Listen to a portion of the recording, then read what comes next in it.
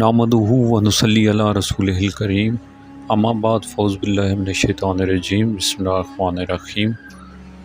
السلام علیکم ناظرین، چینل اردو ان لائن میں آپ کو خوش آمدید کہتا ہوں۔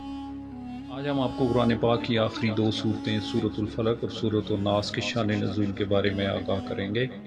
یہ دونوں صورتیں اس وقت نازل کی گئیں جب ایک یہودی اور اس کی بیٹیوں نے آپ صلی اللہ علیہ وآلہ وسلم پر جادو کیا، جس کا اثر آپ صلی اللہ علیہ وآلہ وسلم کے جسم مبارک پر ہوا، لیکن عقل و اعتقاد پر اس کا کوئی اثر نہ ہوا۔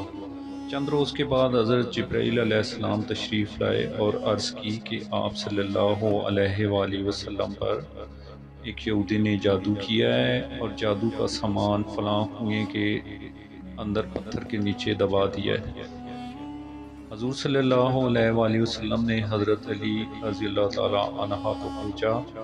آپ رضی اللہ تعالیٰ عنہ نے کنویں میں سے پانی نکالا اور پتھر کے نیچے کھجور کے گابے میں سے جادو کا سامان، جس میں آپ صلی اللہ علیہ وآلہ وسلم کے منہ مبارک، کنگھی کے چند دندانے، ایک ڈوریا جس میں 11 گریں لگی ہوئی تھیں، کمان کا چلہ اور ایک موم کا پتلا جس میں 11 سوئیاں چبھی ہوئی تھیں، یہ سب برآمد ہوا۔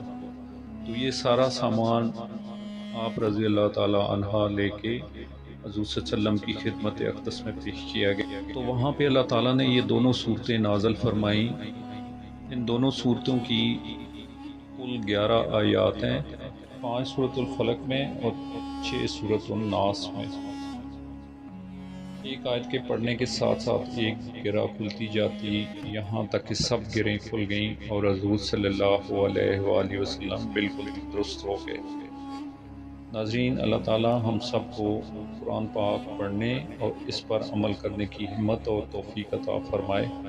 وما علینا الا البلاغ المبین۔ اللہ حافظ۔